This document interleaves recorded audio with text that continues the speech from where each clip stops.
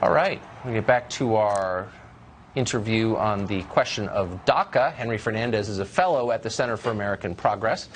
It's one of the biggest progressive groups in Washington. That's the Action Fund sister organization. He joins us tonight. Mr. Fernandez, thanks for coming on. Oh, thanks so much for having me, Tucker.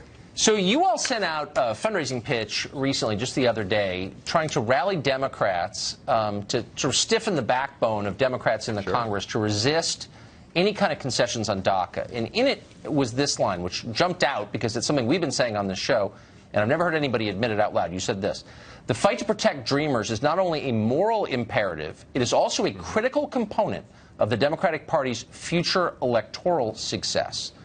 Now, that's right. We've said a couple of times that the Democratic Party has basically given up on the middle class of the country in favor of importing new voters, and we are denounced as alt-right for saying that. And you were honest enough to admit it in a fundraising pitch, and I just want to thank you for that and for clarifying the terms of the debate. Well, obviously, we don't look at it the way you do. What we're making clear is that there's a tremendous amount of support for fixing the DACA problem that President Trump created, for a Clean Dream Act, by a tremendous amount of support. Your Fox News polling says that over 80% of Americans support making sure that we fix the problem that was created by President Trump with regard to DACA and make sure that these young people can stay here in the U.S. When 80% of Americans support something, it makes a lot of sense for elected officials of all parties to stand with the American people. Right. But that's actually not what the numbers show, because if you break it out into the terms that are actually under debate, chain migration, for example, that has very little support from voters. Most voters don't think that you ought to be able to come here illegally, get amnesty, and then bring your relatives. They don't think that. Most voters, in fact, think we let in too many immigrants of all kinds, under all programs, and they're not, as you know, for the diversity lottery. These are all things that Democrats support. So actually, on the specifics, the Democrats are on the other side of public opinion, as you know. Well, actually, the polls, at least the Fox poll, which I'm going to assume you think is reliable, says very clearly that what we're talking about here, what's up for debate in the Congress, was actually stopped by President Trump, was DACA, and so we need a Clean Dream Act. That's incredibly popular. The other issues that you're raising are not actually up for debate, other than that President Trump has put them on the table. No, but hold on. You'll concede that most Americans don't think you ought to be able to come here illegally and then bring your relatives with you. They don't. And the polling on that is really clear. And Democrats do think that.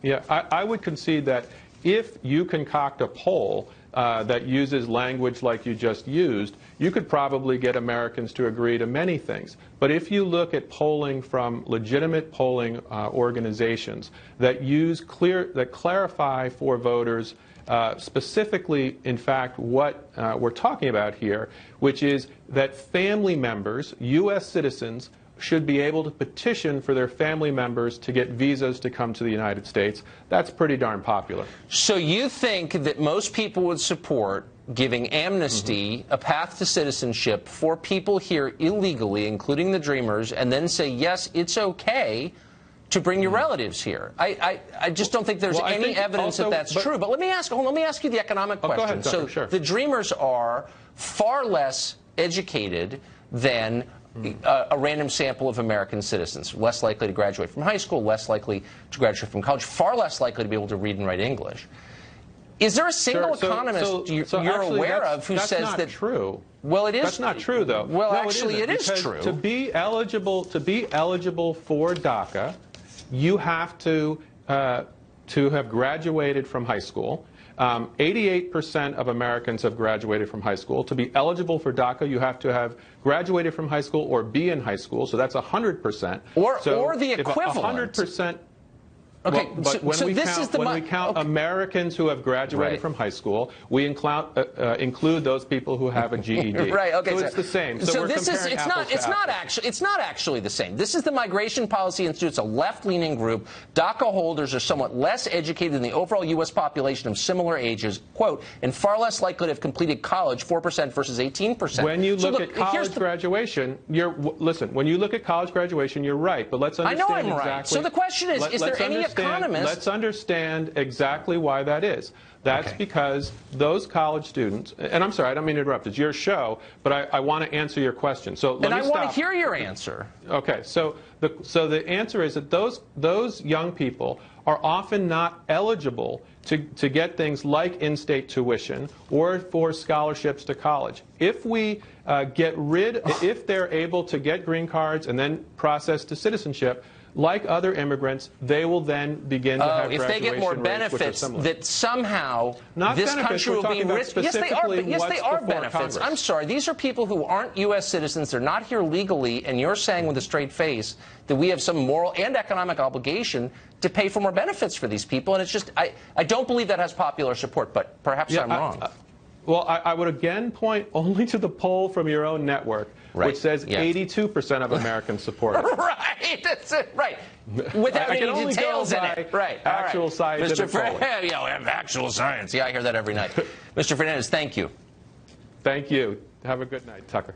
Oprah Winfrey's Golden Globe speech has everyone speculating about a possible presidential run, and for some reason, a lot of people seem very excited about it. Trying to figure that out next.